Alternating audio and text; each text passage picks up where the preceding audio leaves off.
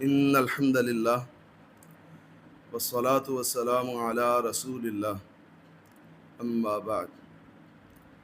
ناظرین کرام، اس ویڈیو کے مختصر دورانیہ میں ہم اہل بیت کی محبت اور ان کے مقام کے حوالہ سے بات کریں گے انشاءاللہ تعالی۔ اہل بیت کی عزت و عظمت، ان کے وقار و احترام اور ان کے مقام و مرتبہ کو اگر ہم قرآن مقدس میں دیکھتے ہیں تو قرآن پاک میں اہل بیت کا مقام و مرتبہ ہمیں چمکتا دھمکتا واضح اور روشن نظر آتا ہے۔ اور اگر ہم ذخیرہ احادیث کو دیکھتے ہیں تو صحیح بخاری میں، صحیح مسلم میں، سنن ابی داود میں، جامع ترمذی میں، ابن ماجہ میں، سنن نسائی میں، مسند احمد میں، مسند ابو یعلا میں، مستدرک حاکم میں، طبرانی وغیرہ کتب احادیث میں ہمیں اہل بیت کا پاک تذکرہ اور چرچا ایمان کو جلا بخشتا ہوا نظر آتا ہے۔ ایسے ہی اگر ہم اقوال صحابہ کو دیکھتے ہیں، اقوال تابعین کو دیکھتے ہیں، سلف صالحین ائمہ دین کو دیکھتے ہیں تو یہ نیک اور پاک باز ہستیاں بھی ہمیں اہل بیت کا مقام و مرتبہ بیان کرتی ہوئی اور ان کو گلہائے عقیدت پیش کرتی ہوئی نظر آتی ہیں۔ قرآن مقدس کہتا ہے انما یرید اللہ لیذہب عنکم الرجس اہل البیت ویطہرکم تطہیرا۔ ایسے ہی اگر ہم احادیث کو دیکھتے ہیں تو جامع ترمذی میں حضرت جابر بن عبداللہ رضی اللہ عنہما کی روایت نظر آتی ہے کہ آپ علیہ الصلاۃ والسلام بلد امین میں، بلد حرام میں موجود ہیں۔ عرفہ کا دن ہے، آپ علیہ الصلاۃ والسلام لوگوں کو خطبہ دیتے ہیں، واعظ و نصیحت فرماتے ہیں، اور اس میں آپ علیہ الصلاۃ والسلام کہتے ہیں یا ایہا الناس، اے لوگو، انی ترکت فیکم ما ان اخذتم بہ لن تضلوا کتاب اللہ و اطرتی اہل بیتی۔ کہ لوگو یاد رکھ لو، تمہارے اندر میں نے تمہیں گمراہی سے بچانے والی دو چیزیں چھوڑی ہیں۔ ایک چیز گمراہی سے بچانے والی اللہ کی کتاب ہے، اور دوسری گمراہی سے محفوظ رکھنے والی جو چیز ہے وہ میری اطرت، میرے اہل بیت ہیں۔ اللہ اکبر۔ اسی طرح سے آپ صحیح مسلم کو دیکھیں، حضرت زید کے حوالہ سے روایت ہے کہ آپ علیہ الصلاۃ والسلام مکہ اور مدینہ کے درمیان غدیر خم مقام پر موجود ہیں۔ وہاں پر بھی آپ علیہ الصلاۃ والسلام لوگوں کو خطبہ دیتے ہیں اور ارشاد فرماتے ہیں الا ایھا الناس، خبردار لوگو سن لو، فانما انا بشر یوشک ان یاتی رسول ربی فاجیب وانا تارک فیکم ثقلین۔ امید ہے کہ میں اپنے رب کی ملاقات کے لیے چلا جاؤں، اور اپنے رب کی ملاقات کے لیے جانے سے پہلے میں تمہارے اندر دو بھاری بڑی چیزیں چھوڑ کر کے جا رہا ہوں۔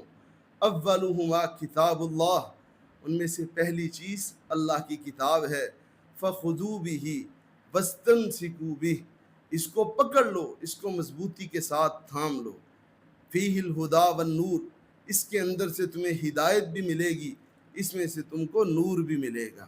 فحث علی کتاب اللہ ورغب فی، کتاب اللہ کے حوالہ سے آپ علیہ الصلاۃ والسلام نے ترغیب دلائی، اس کے حوالہ سے آپ نے ابھارا۔ ثم قال واہل بیتی، پھر آپ علیہ الصلاۃ والسلام نے فرمایا دوسری جو بھاری اور بڑی چیز میں تمہارے اندر چھوڑے جا رہا ہوں وہ میرے اہل بیت ہیں۔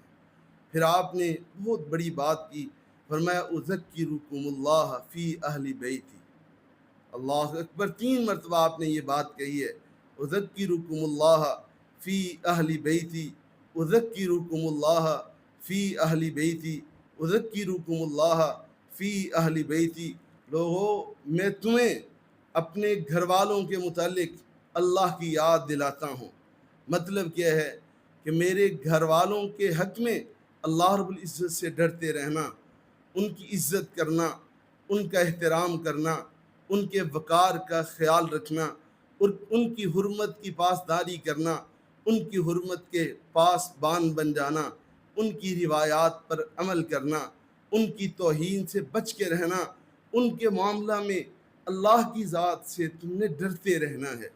ایک اور روایت صحیح ابن حبان میں حضرت ابو سعید خدری رضی اللہ تعالیٰ عنہ روایت کرتے ہیں کہ آپ علیہ الصلوۃ والسلام نے اہل بیت کے مقام کو واضح کرتے ہوئے اور ان کے معاندین دشمنوں کو وعید سناتے ہوئے فرمایا، والذی نفسی بیدہ، میرا بھی ایمان ہے اور ہر مسلم کا یہ ایمان ہونا چاہیے کہ آپ علیہ الصلوۃ والسلام صادق و مصدوق ہیں، سچی زبان والے، لیکن پھر بھی اہل بیت کی جب باری آئی ہے تو قسم کھا کے بات کرتے ہیں، والذی نفسی بیدہ، جس ذات کے ہاتھ میں میری جان ہے اس اللہ کی قسم ہے۔ لوگوں کس بات پر؟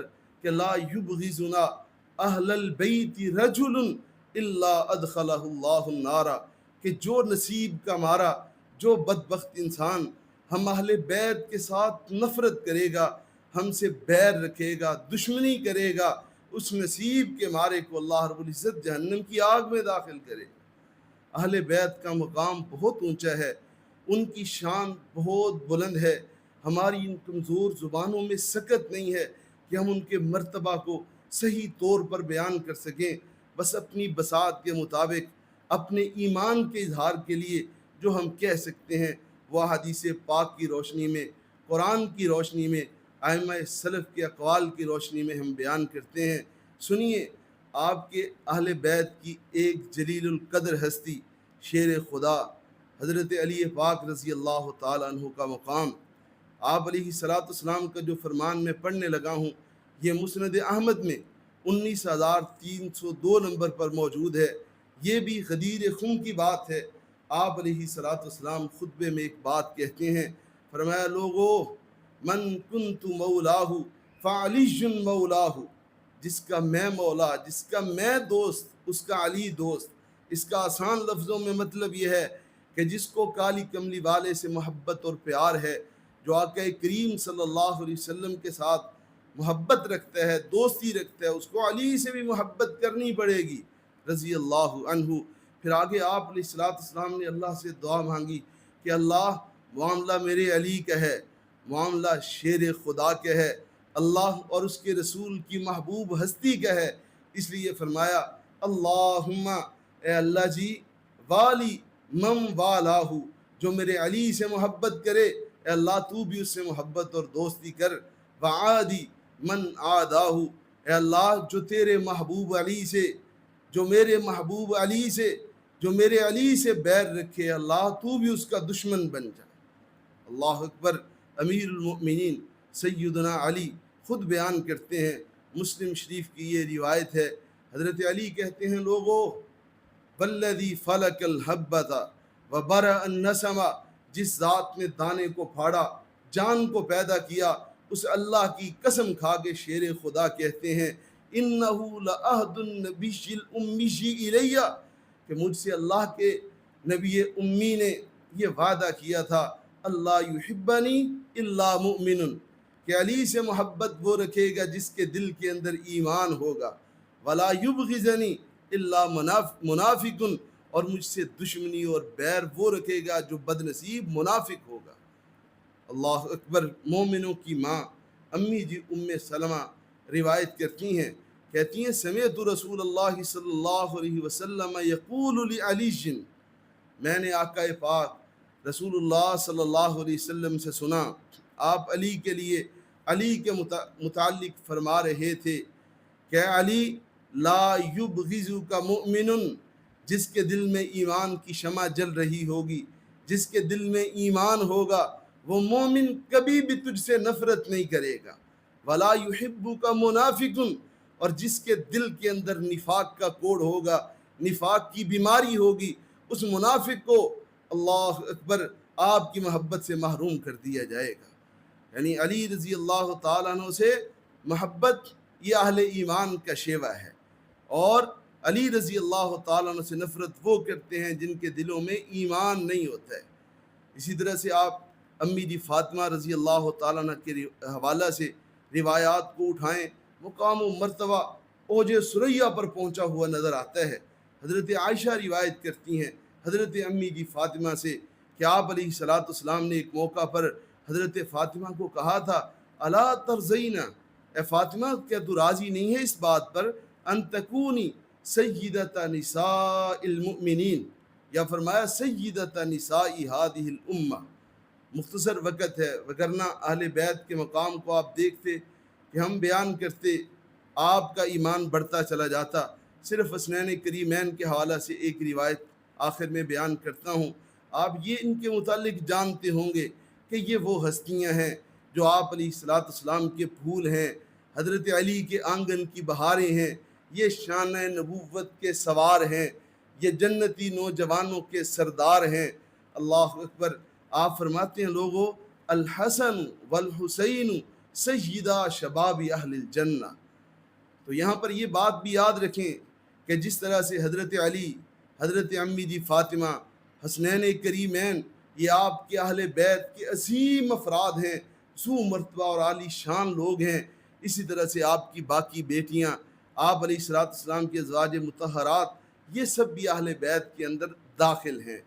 تو ہمیں یہ بات یاد رکھنی چاہیے کہ جب اہل بیت کا مقام بہت اونچا اور بلند ہے تو ہمیں پھر ان کے ساتھ محبت کرنی چاہیے، پیار کرنا چاہیے۔ کیونکہ اہل بیت کے ساتھ محبت، میں سمجھتا ہوں کہ یہ ایمان ہے، یہ معیار ایمان ہے۔ اہل بیت کے ساتھ محبت یہ نیکی ہے، اہل بیت کے ساتھ محبت عبادت ہے، اہل بیت کے ساتھ محبت یہ سید الکونین صلی اللہ علیہ وسلم کے ساتھ محبت ہے، اہل بیت کے ساتھ محبت یہ دخول جنت کا ذریعہ ہے، حصول جنت کا باعث ہے۔ اہل بیت کے ساتھ محبت جہنم سے بچانے کا بہت بڑا ذریعہ ہے، تو ان سے محبت کیجئے کیونکہ یہ ہدایت کے روشن مینار ہیں۔ آخر میں اللہ سے التجا و درخواست، اللہ سے دعا کرتے ہیں کہ اللہ ہمیں اہل بیت کے مقام کو سمجھنے کی، ان کی شان کو پہچاننے کی، ان کے ساتھ محبت کرنے کی اللہ رب العزت ہمیں توفیق عطا فرمائے۔ وما توفیقی الا باللہ۔